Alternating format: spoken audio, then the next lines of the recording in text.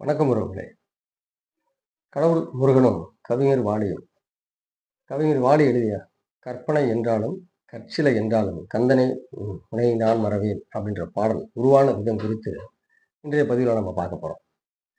ஆ வாலி அவர்கள் திரைப்படங்களுக்கு பாடல் எழுதுறதுக்கு முன்னாடி, அவருடைய ஆரம்ப காலங்கள்ல திருச்சியில ஸ்ரீரங்கத்தில இருந்தனால ஸ்ரீரங்கத்தில பிறந்த ஊர்ல ஸ்ரீரங்கத்தில அவர் இருக்காரு.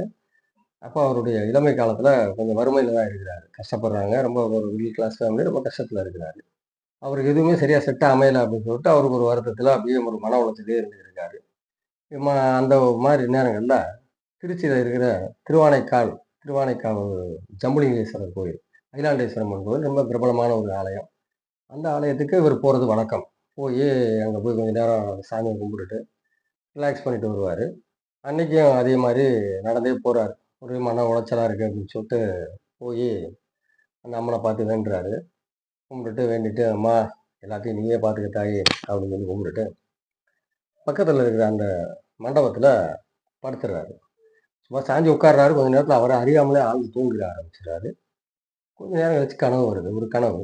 கனவுல பார்த்தீங்கன்னா, முருகன் வந்து எழுப்பி, "என்னைய பத்தி பாடு" அப்படின்னு சொல்ற மாரி கனவு. டக்குன்னு முழிச்சுக்கிறாரு. முழிச்ச உடனே அவருக்கு ஒரு மாரி வேர்த்தது. உள்ள திரும்பி பார்த்தா, உள்ள அம்மன் அகிலாண்டேஸ்வரி உட்கார்ந்திருக்கா. அவளே சிரிச்ச முகமா இருக்கு. அவள பார்த்த உடனே இவருக்கு ஒண்ணும் புரியல. "அம்மா என்னம்மா நடக்குது?" அப்படின்னு சொல்லிட்டு விறுவிறுன்னு எந்திரிச்சு வீட்டுக்கு வந்துடுறாரு நடந்து. வீட்டுக்கு வந்தோனே வீட்ல அம்மா கேட்குறாங்க, "என்னடா சாப்பிட்டியாடா?" அப்படின்னு. "ஆமாம்மா, ஃப்ரெண்டு வீட்டுக்கு போயிருந்தேன். அங்க சாப்பிட்டேன் நானு" அப்படின்னு. ஏன்னா சிவன் கோயில்ல சாப்பிட்டேன்னு சொல்ல மாட்டாங்க. அப்ப இந்த வைணவம் அவங்க வைணவர்கள் வந்து கொஞ்சம் தீவிரமா இருப்பாங்க.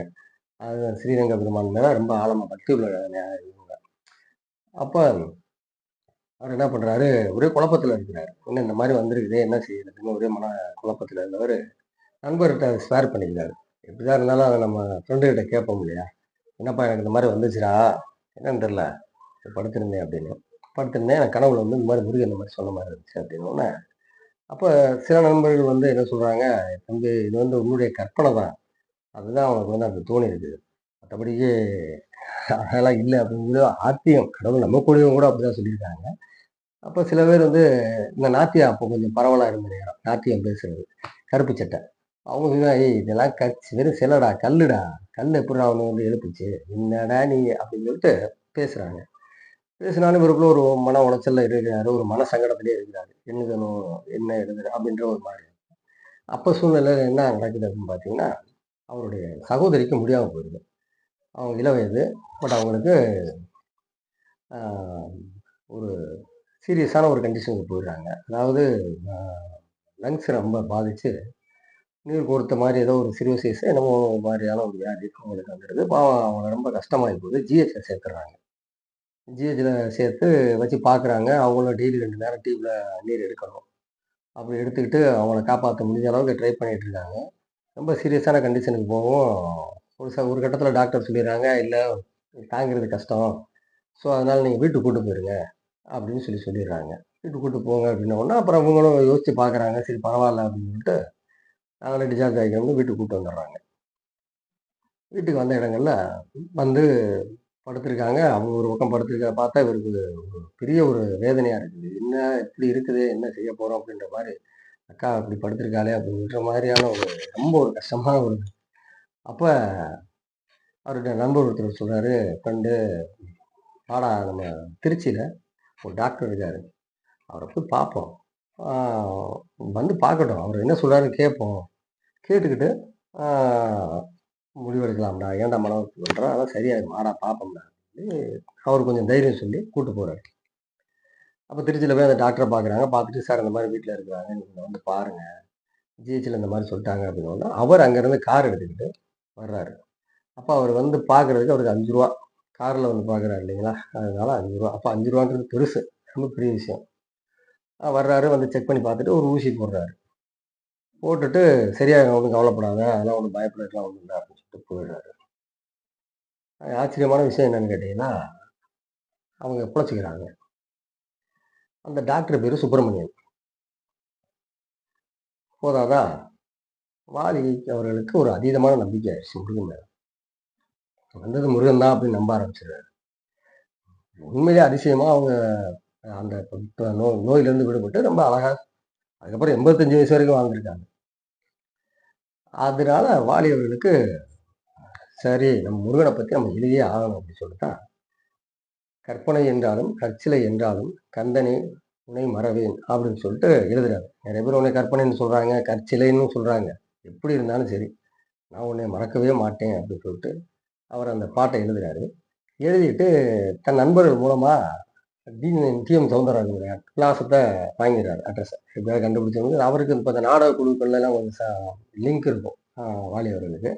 ஸோ அத வச்சு அவரு டி.எம். சௌந்தரராஜனுடைய நம்பர வாங்கி, அட்ரஸ வாங்கி, அவருக்கு லெட்டர்ல இத போஸ்ட் பண்றாரு இந்த பாட்ட. போஸ்ட் பண்ணிட்டு விட்டுறாரு, மறந்துறாரு. சரி போஸ்ட் பண்றாரு. பண்ண வேண்டியது நம்ம கடமை. அவர் பார்த்தாரா, பார்க்கலையா? படிச்சாரா, படிக்கலையா? பட் அத பத்தி அவருக்கு தெரியல. ஒரு 1 வாரம் கழிச்சு இவர் வீட்டுக்கு ஒரு லெட்டர் வருது. டி.எம். சௌந்தரராஜன்ட்ட இருந்தே வருது. பார்த்தோனே இவருக்கு சந்தோஷம். பிரிச்சு படிச்சா அதுல, "தம்பி நீ என்னுடைய அப்பன் முருகன பத்தி நீ பாட்டு எழுதி அனுப்பியிருந்தீங்க. ரொம்ப நல்லா இருந்துச்சு. நான் அத என்னுடைய சொந்தமா இசைய போட்டு பாட்டா பதிஞ்சிருக்கேன். வர்ற திங்கட்கிழமை சாயங்காலம் 6 மணிக்கு வானொலியில அத ஒளிபரப்புவாங்க. நீ கேளுங்க. கேட்டுட்டு கண்டிப்பா அவசியம் நீங்க ஒரு வீட்டுக்கு வாங்க. நேர்ல உங்கள பார்க்கணும். சன்மானம் தரணும்." அப்படின்னு சொல்லிட்டு வர சொல்றாரு. அந்த லெட்டர்ல எழுதியிருக்கு.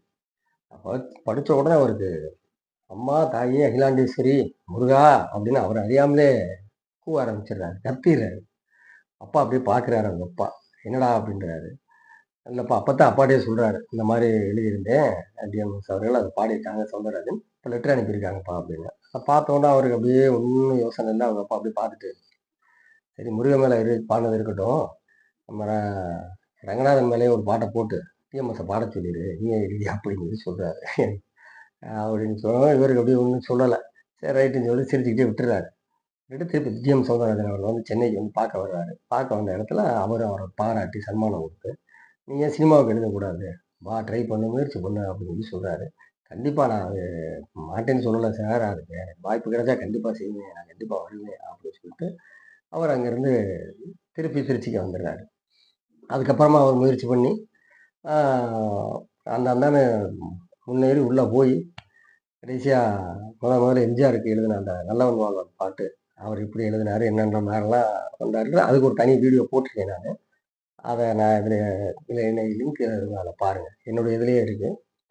ஆ அவர் எழுதிய எம்ஜிஆருக்கு முதல் பாடல் அப்படின்னு சொல்லிட்டு, வாலி அவர்கள் எழுதிய பாடல்ன்னு சொல்லிட்டு நல்லா அத பாருங்க. அதில போட்டிருப்பேன். ஸோ அப்ப அவர் எம்ஜிஆருடைய ஆ வாலி அவர்கள் திருப்பி அவர் திரைப்படங்களுக்கு முயற்சி பண்றாரு. முழுக்க முழுக்க முருக பக்தராவே மாறிடுறாரு. எல்லாமே முருகன் தான் அப்படின்ற மாதிரி நெத்தியில திருநீர் தான் பூசுறாரு. அகிலாண்டேஸ்வரி அம்மாவோட ஞாபகமா குங்குமத்த பூசிக்கிறாரு. இது ஒரு ஆச்சரியமான விஷயம். சுவாரஸ்யமான விஷயம் என்னன்னு கேட்டீங்கன்னா, வைணவத்த வைணவத்த வைணவ சமூகத்தை சார்ந்த வாலி அவர்கள், ரங்கராஜன் என்ற வாலி அவர்கள் முருகர் பக்தராயிட்டாரு. இங்கிட்டு சைவ சமயத்தைச் சேர்ந்த ஆ கவிஞர் கண்ணதாசன் அவர்கள் கம்ப்ளீட்டா அப்படியே கிருஷ்ண பக்தரா மாறியிருக்காரு. கண்ணா, கிருஷ்ணா, கிருஷ்ணா, கிருஷ்ணான்னு தான் அவர் அப்படி மாறியிருக்காரு. இது ஒரு ஆச்சரியமான ஒரு சம்பவம். இந்த சம்பவத்த உங்கட்ட பகிர்ந்துக்கிறதுல நான் ரொம்ப சந்தோஷப்படுறேன். இந்த பதிவு உங்களுக்கு பிடிச்சிருந்துச்சுன்னா, லைக் பண்ணுங்க, ஷேர் பண்ணுங்க, கமெண்ட் பண்ணுங்க. வணக்கம் உறவுகளே! அடுத்த பதிவுல பார்க்கலாம்.